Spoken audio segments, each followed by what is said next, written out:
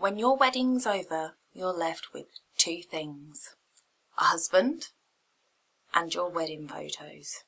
And you better hope both are awesome.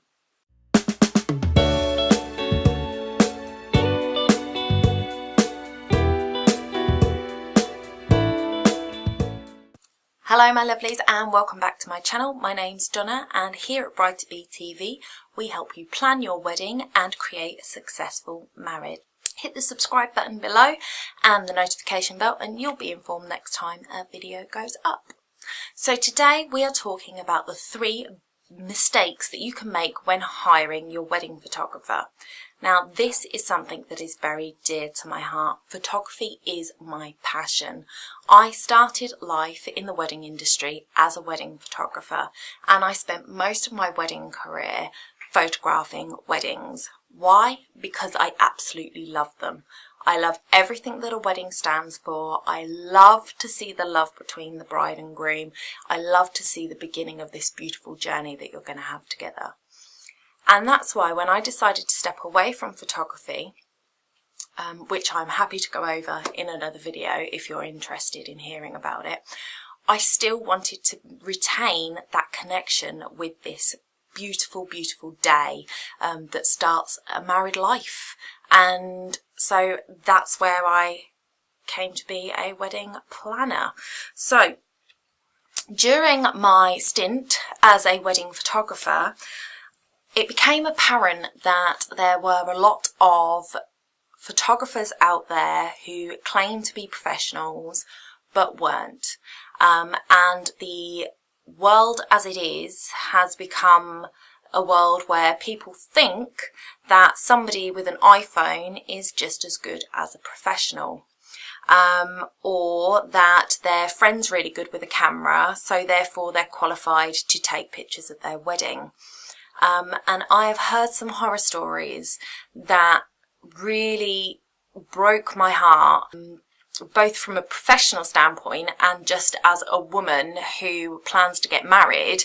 The idea of going through what these brides have gone through, just, you know, it's horrid. It's like, this is the one day that you get married. Hopefully you don't get divorced, you don't get another shot at it, and you want those memories, you want those photos capturing that day. It's really, really important that you choose somebody that is qualified and experienced to shoot your wedding day. One story in particular from a friend of mine who lives in Wales. She got married and she wasn't too happy with her wedding photos when she got them back, and she sent them on to me for a professional opinion. I was mortified when I saw them. I usually give my brides 350 to 400 photos in a standard wedding day, and to get those I may take 1,000 photos. But with these photos, I think I took down the ones that she got and maybe earmarked 100 and something that I would have been happy with letting go out of my studio. If you can hear that, it's my cat scratching the mat. So I was mortified for her. She had pictures taken that I would never have chosen to take in the way they were taken. And there is artistic license, but there is also something called composition. And if you have somebody who has to sit in a chair, you don't want the bride towering over them. So there were a number of things that upset me about her images and a number of things that upset her about her images. And it prompted me to write this book. Now, it is only a little book and the print's quite big, so it's a quick read. And there are photos in there, all of which I took. And it is called The 7 Biggest Mistakes You Can Make When Hiring Your Wedding Photographer. So it's available on Amazon and I'll leave the link in the description below, but I am going to tell you 3 of those mistakes today. So, the 3 mistakes that I see made by bride and grooms when it comes to hiring their wedding photographer. Number one is not checking the portfolio of the photographer. We all hunt online for things these days, and I don't know whether you are Kirsty and Phil fans, but if you are a location watcher, you will have heard Kirsty and Phil say there is no point in looking at a house on the internet. You need to go and see it. It can be completely different when you see it in person. The same is true of photography. If they have a wonderful portfolio online, I will bet you any amount of money that that is what they consider their best work. And it should be. It's their advertising their services.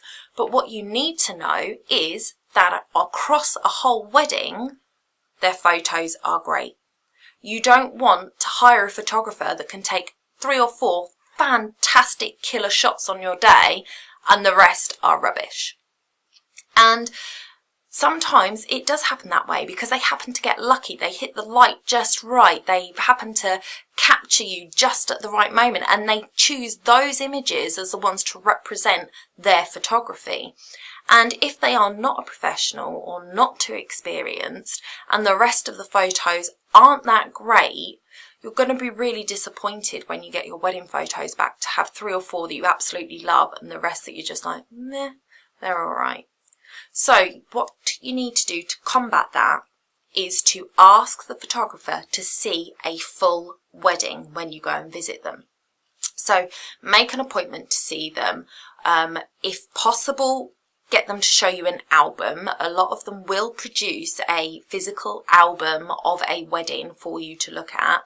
And then ask to see another full wedding online, so that you see a gallery that a bride and groom received as this is your wedding, so that you can see those fantastic shots, match them up to what you saw on the website, even pick out a bride and groom and say, I love this shot on your website, can I see the full wedding of that day, so that you know that the pictures on the website are the pictures that that photographer took.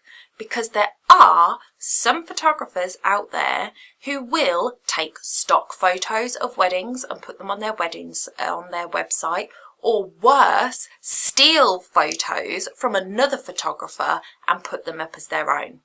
Now, it doesn't happen a lot, but it happens enough for me to want to tell you about it so that you can make sure that you check their website images against the images that you see on their computer or on their iPad or in their wedding albums, and make sure that the two work together and that you can see the similarities in the images.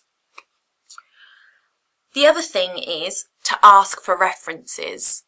Now, this is something that I have never had a bride and groom say to me, can I have a reference from a previous bride? But it makes me wonder why not more brides do it.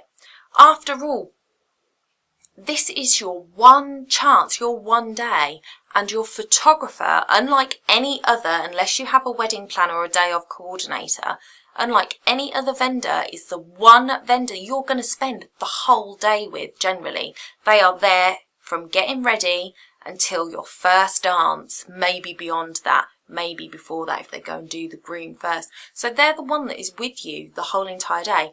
If they have a attitude you can't get along with for whatever reason, you want to know about that before you book them. So ask for a couple of references of those bride and grooms whose pictures you have seen, and ask if you can speak to them about how you worked during the day, how they found how that photographer worked during the day. So, number 2, I mentioned it earlier, is relying on friends or Uncle Bob syndrome. Oh, Joey's got a DSLR, he can take our photos for us, or he's got one of those fancy big cameras, he takes good pictures. I've seen his landscape shots, they're fantastic, we'll get him to do our wedding. No, please stop, don't do it. There are a number of reasons why you shouldn't get a friend to photograph your wedding. Number 1, weddings are stressful. And if you're mid-planning your wedding, you know the stress that you've been under with planning it. Wedding vendors also get stressed because, like I have said before, it is your one day. You have got one shot at getting this right. I tell you something, I missed the first kiss of the first wedding I ever photographed. I was mortified, and photographers suffer with that all the time. This scaredness, this fear that they're going to miss that shot, that one shot that they need to get. I had to get the bride and groom to kiss again because my SD card ran out on that shot. I never ever let that happen again. But these fears are real, and you're going to be putting a friend under that pressure to get those shots. Your friend, if they are not a professional photographer themselves and have not shot weddings, they're not really sure what shots they should be taking, what they should be looking out for. I had this thing where I would pretty much shadow the bride for the whole day. Not right on top of her, but I'd be at a distance so I could capture images of her interactions with people and her expressions that she wasn't aware that she was doing. She wasn't aware she was being photographed, and I got these really natural shots. But those shots are things that your friends will miss out because they're not paying attention. Their brains don't work that way because they haven't trained them to. The other thing is, you could have a friend who decides, oh yeah, I'll do your photos for you. They'll take some shots. You might get some great ceremony shots. You might get some great sort of mingling shots in cocktail hour. And then it kind of goes downhill as their drink level goes up. If you are asking a friend to shoot your wedding, they are going to do one of two things. They are either going to try and act as professionally as possible on your day and take every single photo you can imagine, so you have got hundreds, if not thousands of images to choose from at the end of your day, which I'm going to tell you will be a nightmare to go through. And therefore they're not going to have any fun because they're so concentrated on making sure they get the shots. Or they're going to not be that bothered, and at the end of the day, you're going to end up with loads of pictures of their table and their friends because they've forgotten about the rest of the party and they've had one too many drinks. It happens, and I've seen evidence of it happening, and you just don't want that for your wedding day. So if your friend happens to be a professional photographer and a wedding photographer to boot, you might want to say to them, would you mind? But you need to come to a clear agreement with them about what is expected. So you may say, from this time to this time, be on point, be on duty. But as soon as that first dance is out the way, I want you to put your camera away. I want you to have fun with us. And that can be a way around it if your friend is a professional photographer. If they are not a professional photographer and they just like taking pictures, and they maybe take some great portrait shots, which they can take hundreds and hundreds and hundreds to get that one great shot, or they take fantastic landscape shots, which again, they're out in the open, the hills aren't moving, they can take as many shots as they need.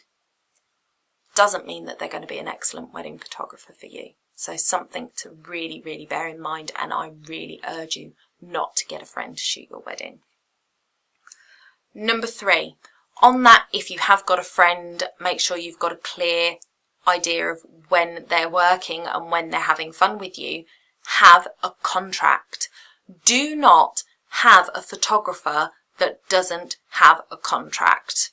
Any professional photographer will ask you to sign a contract.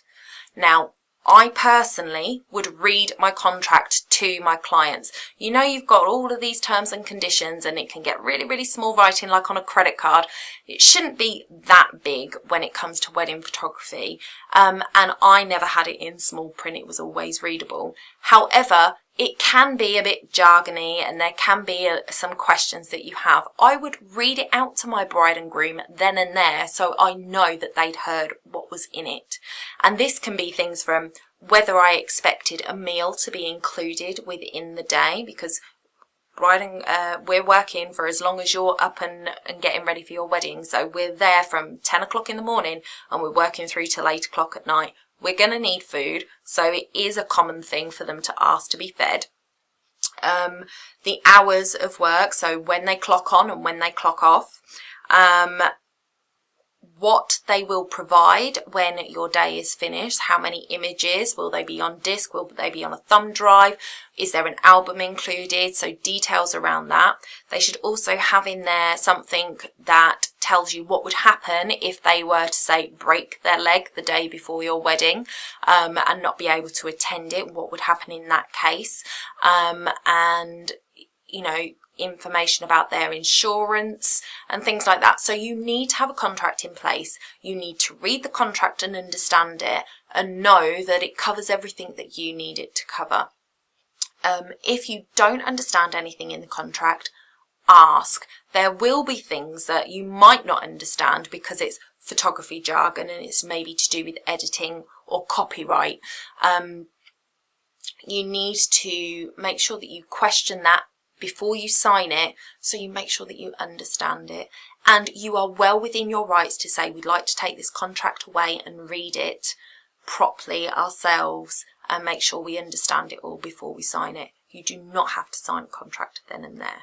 So those were 3 mistakes that I have seen people make: the hiring Uncle Bob, the not checking the portfolio of work, and not having a clear contract.